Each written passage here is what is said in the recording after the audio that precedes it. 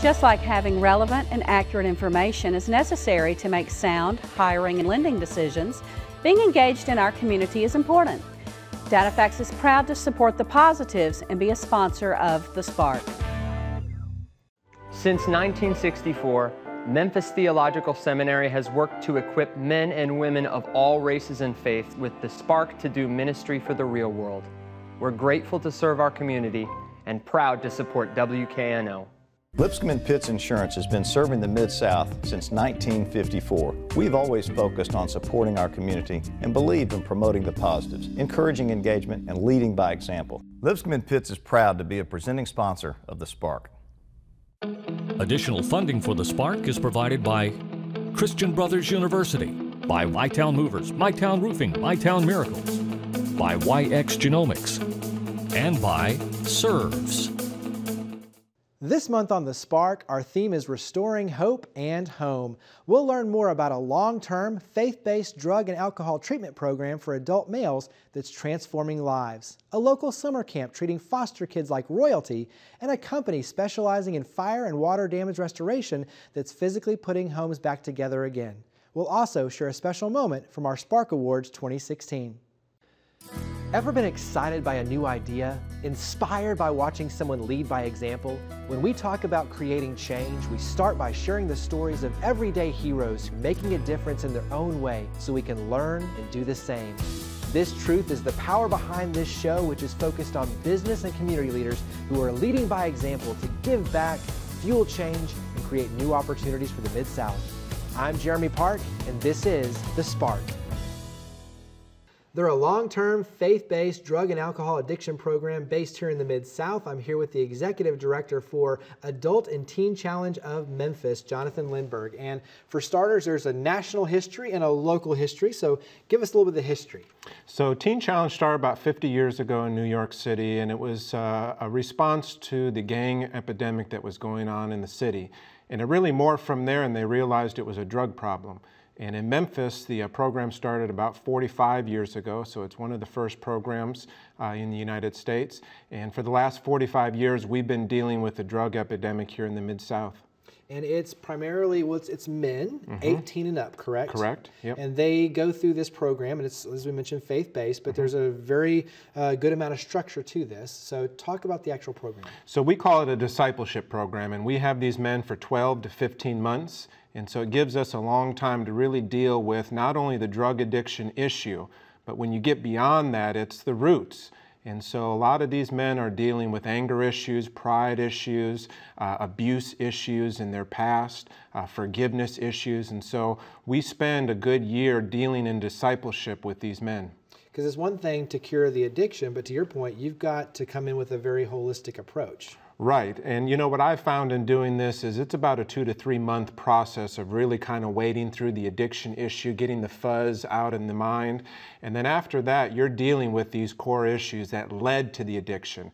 And the addiction is really just a way of numbing the pain that these men are dealing with. Talk about how, you know, right now you've got a lot of drug addiction that's making the news, the big news in terms of the opioids, you've got cocaine, all of these, heroin. What are the big ones that you're seeing? Or talk about how maybe it's changed, or what does drug addiction mean to you right now? Well, you know, heroin is actually one of the drugs that's really become a big menace. And one of the reasons is because it's so deadly. And a lot of the deaths that we see of even men that have come through our program are a result of heroin overdose. The pills are easily accessible, and they reach out into the suburbs and they reach into the inner city. There's no respecter of social class. And so pills are a really big problem both in Memphis and throughout the state of Tennessee. And I think, I mean, that to me is a great point just in and of itself, is that drug addiction knows no race, socioeconomic level. I mean, you're seeing people from all different ages, ethnicities, walks of life, income levels. I mean, is that right? It is. And you know, the terrible thing about addiction is it's a wildfire. And once it gets a hold of you, there is no satisfying it. And the only thing that satisfies that is more of the addiction. And so it tears people's lives and it tears families apart very quickly. Talk about success, because I think it's really cool, you know, one, the program, but two is it's having great success. Yes. You know, nationally, Teen Challenge, not just in Memphis, but across the United States and the world, we have about a 60% success rate, which is really a great testament to the work of God in these lives. You know, seeing lives graduate, and we've got something called the Wall of Champions when they graduate and they sign, and the families are there, and these guys have a job, they're involved in a church, they've saved money, they've got a place to live, they've got hope for their future. That really makes this work really worth it, and it's a great reward to see these guys graduate. And talk about jobs, because I think there's that piece of it. You've got a fairly new center in terms of the renovation. Right. So share the good stuff going on. Yeah.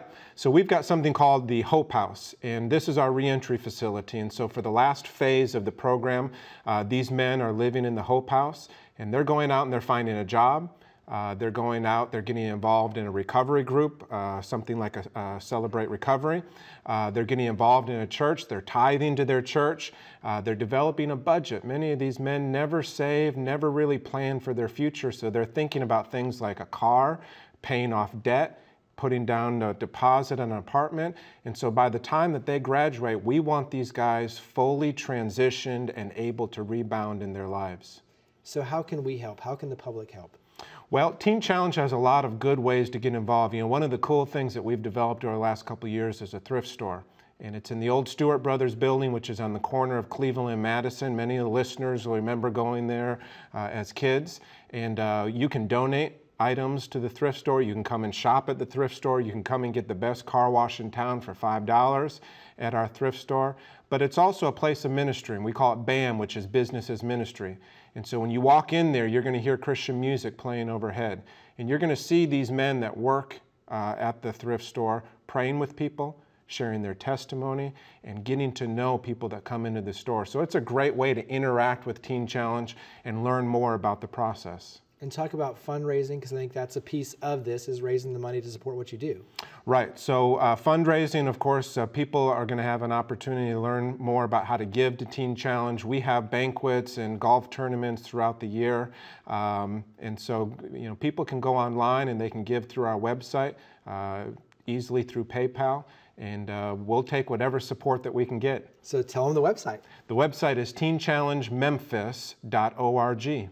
Well, Jonathan, I love everything you're doing. Greatly appreciate it, and for coming on the show and sharing. Thanks, Jeremy. Thank you.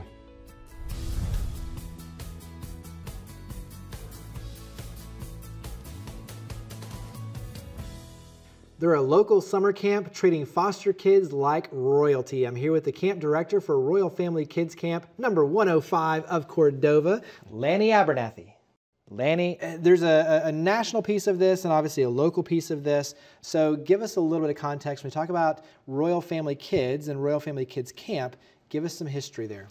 Royal Family Kids began as camp 32 years ago. We just finished the summer of 32.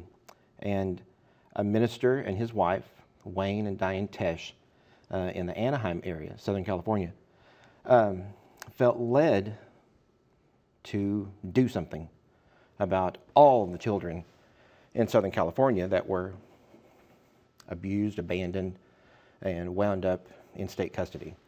And 32 years later, you know, there's been over 8,000 children served. Of the 408,000 that are currently in state custody across the United States. But amazing experiences, life-changing, amazing experiences have taken place in these summer camps. Talk about, there is a piece of this that you're taking the local foster kids, but you are treating them like royalty. There's so much that goes into this in terms of birthday parties and celebrations. And, right. Give us an idea what the summer camp is. We just held our 16th summer camp. And we are, our charter, which through the national organization, our charter is through First Assembly here in Memphis. And our camp, we took the most children that we've ever taken, and which seems to be a drop in the bucket, but our camp has turned into this amazing week of excitement, love. We do a great birthday party because the fact of it all is most of these children have never had a birthday party, which is, it's unbelievable. I know, for your kids, for mine, you've never had a birthday party, but we give them a spectacular birthday party. It's a day event. We do a big water slide. We do huge birthday cake, prizes and presents for everybody, and it's a fabulous time. Throughout the week, we do petting zoo, swimming every day. Of course, in the end of June, in the Mid-South, you want to swim every day. Swimming, canoeing, fishing. There are games. The girls have this amazing, it's beautiful. The ladies that bring out all of this china and stuff, they do this amazing tea party. That's just beautiful.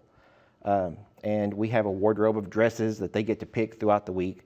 The boys, on the other hand, when the girls are having their tea party, the boys do a big cowboy roundup with root beer floats and all kinds of games that we played, and cowboy hats and bandanas. And well, and it's, you're already painting the picture. This is a truly fun, memorable, to your point, life-changing in the sense that, just imagine, many of these kids abused, neglected, never had a birthday party, never had anybody say, I love you, right. Never had anybody say, I believe in you. Right. And the fact that they're celebrated, treated like royalty, they have this full, amazing experience, but a big part of this, too, is kind of the small ratio of adults to children to be able to have individualized attention and mentoring and guiding and teaching. We have, yes, exactly. Because we are given custody for a week of 30, 32 children, and which is huge. That's a huge responsibility to take on. So we train our counselors. We have one counselor for every 2 children, but they are buddied up with another counselor and 2 kids. So there are 2 counselors to 4 kids in a cabin, and always throughout the week. They are buddied together. They sit together at dinner. They go to the pool together. It's very, very controlled. We have 60 people taking care of 32 kids. So there is a huge ratio of adults to children. We have to be. How did you get involved? It's a great story. One of the pastors at our church, we had lost our director for a couple years, and he had been praying about it, and this had gone on for several months, and he said he felt impressed with my name over and over and over several times. And one day he was praying about it, and I was working at the church. He said, okay, if I walk out and I can find him, if I can find Lanny this morning, I'm going to talk to him. And he walked out of his office, and I was walking down the stairs. And he said, I have to talk to you about this. And I watched one video on YouTube, and I sat and cried through it all. And my heart was so touched by what can happen, what we can do to help change that trajectory of a child's life. And the rest is history. And the rest is history. It's like it's a mission, because there's everyone volunteers their service, but there is not a day that I don't get up now that something in that day that I've worked on or thought about, camp for next summer already, or some event that we're planning to raise the funds that we can continue to have this camp. Well, so that's the next question is, what can we do to help? Well, with money, with prayers. We are having a 5K race here just in a few weeks at Shelby Farms. And that's going to be a huge event for us. There are people out there I'm confident of that would love to pour some of their funds into and help us build this. So talk about the website, phone number. How do we reach out? How do we connect? How do we help you build this? You can always reach out at rfk.org/Tennessee.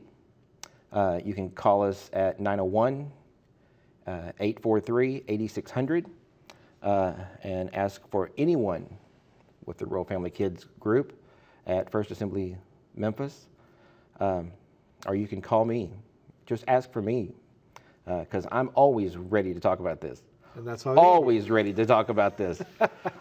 Well, I mean, what you're doing is truly phenomenal, and you know, to your point, you're seeing it firsthand. But you're changing lives. I mean, you're getting kids that you know have been forgotten in many cases, abused, neglected, the whole 9 yards, and you are treating them like royalty. You're treating them amazing, and you are truly changing the trajectory of their life. So, greatly appreciate all you're doing and for coming on the show and sharing. Thank you. Oh, thank you for the opportunity.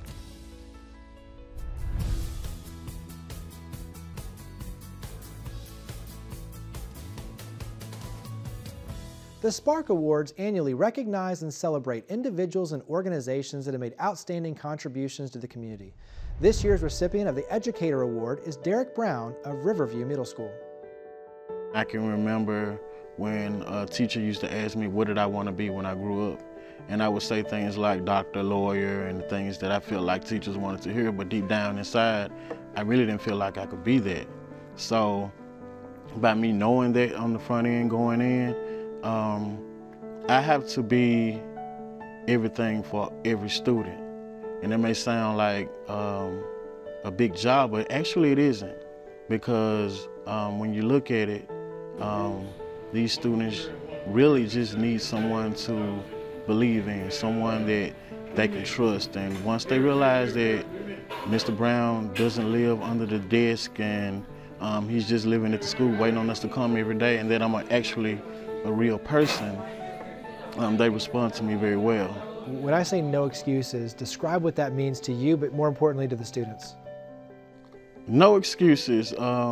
Each of the students have learned what no excuses is. It's,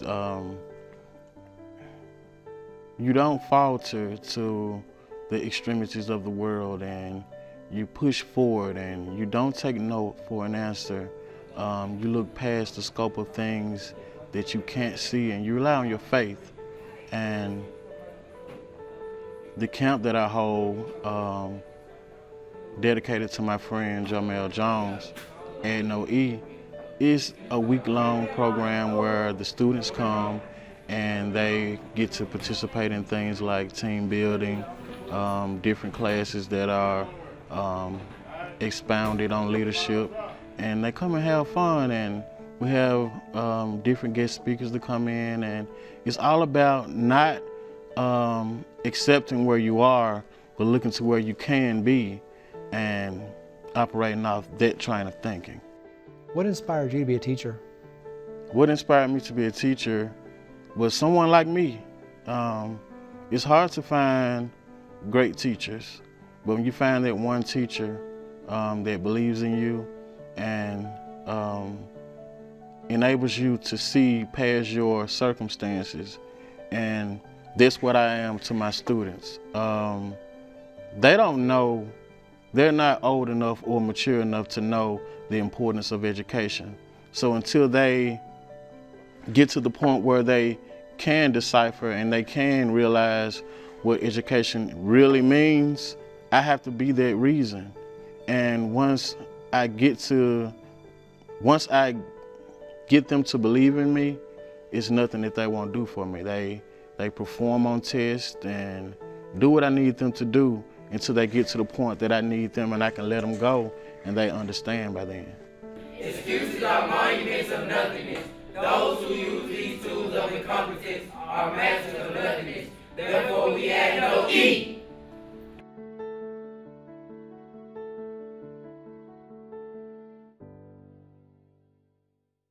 They're a company specializing in fire and water restoration, bringing homes and putting them back together. I'm here with the president of McCabe Construction Company, DJ McCabe. And for starters, family-owned business. Give us a little bit of history for McCabe Construction Company. Yeah, so McCabe Construction Company, my father started the business back in the early 80s, coming from a background of as an insurance adjuster. So we kind of had a foot in the door in the restoration industry.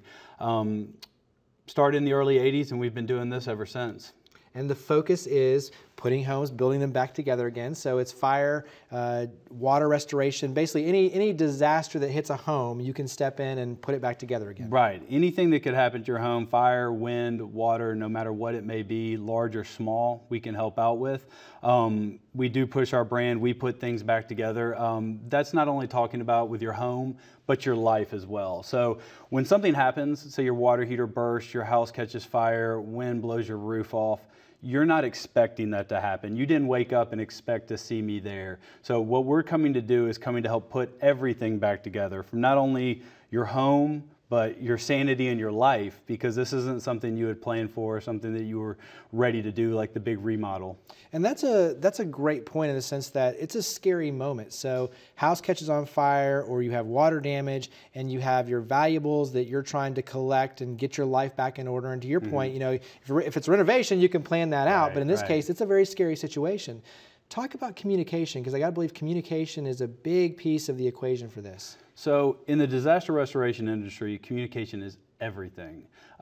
Where a lot of the bad horror stories you hear about, say, someone who had a loss or someone who had a fire at their home comes from just either people giving them bad information. For the most part, when we're dealing with the insurance company, we're handling everything for that customer directly with the insurance company, working out all the details of what's going to have to go back together, what was damaged, what's going to have to go to put it back together. And if you have your homeowner or property owner here who is just in the dark, well, then they have no idea what's going on, and that's where their mind just starts racing in all different directions. So with us, what we try to do is manage the claims experience, and communication is key with that.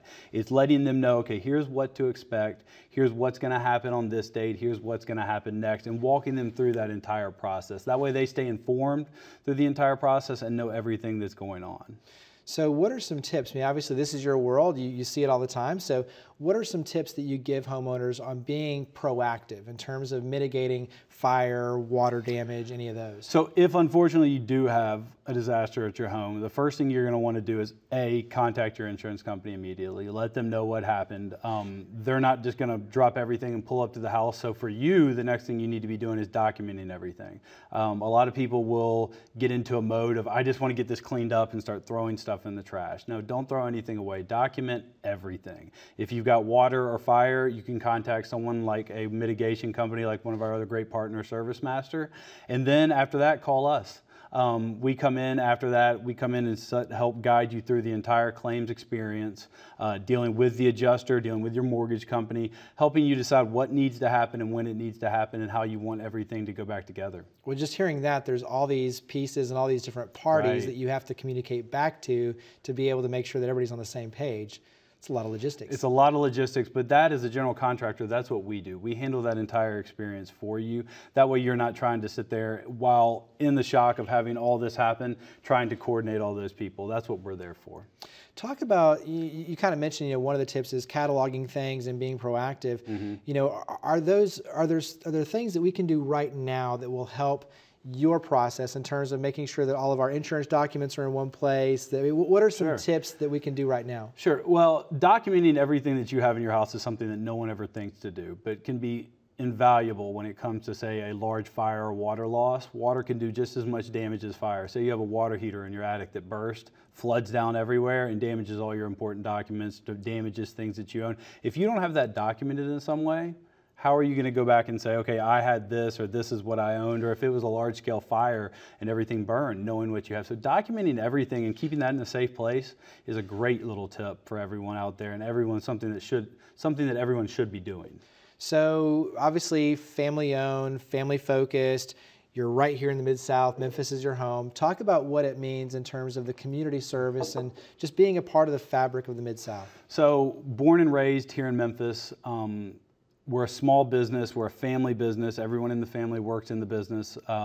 We wanted to do something to give back to the community that's given us so much.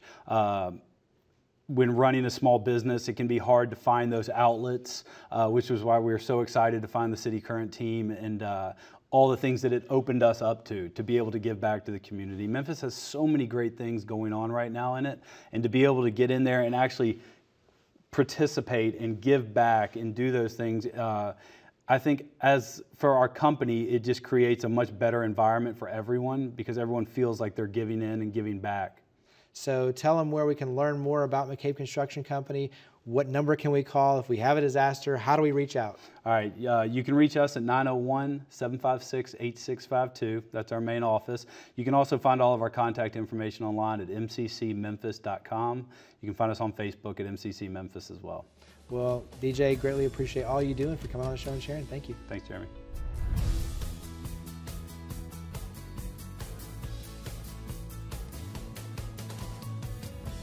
Sometimes in life, to see the best, we have to deal with the worst. The worst could be the loss of a job or a loved one or friend, a sickness, an addiction, or a disaster, like a fire consuming your home and memories. These moments of darkness bring out the light, though, and they help us find and see the best in others and in ourselves. Organizations like Adult and Teen Challenge of Memphis are helping men who've hit their rock bottom not only become clean and sober, but heal relationships with their family and gain skills for employment as well. Royal Family Kids Camp of Cordova is transforming the lives of local foster children who many times have faced abuse and felt hopeless, and they're treating them like royalty, celebrating them with unconditional love, endless activities, and personal attention to fill their hearts with hope. Then companies like McCabe Construction Company are able to step in during the worst of times after a fire or water damage and restore your home and peace of mind.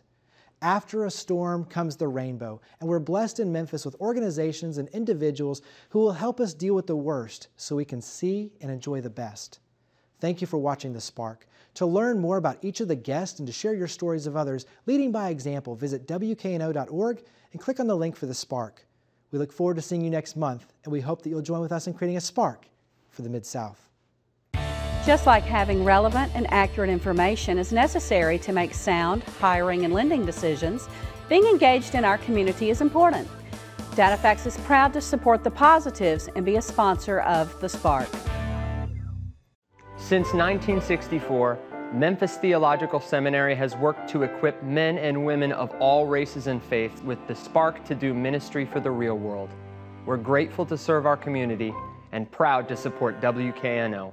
Lipscomb & Pitts Insurance has been serving the Mid-South since 1954. We've always focused on supporting our community and believed in promoting the positives, encouraging engagement, and leading by example. Lipscomb & Pitts is proud to be a presenting sponsor of The Spark.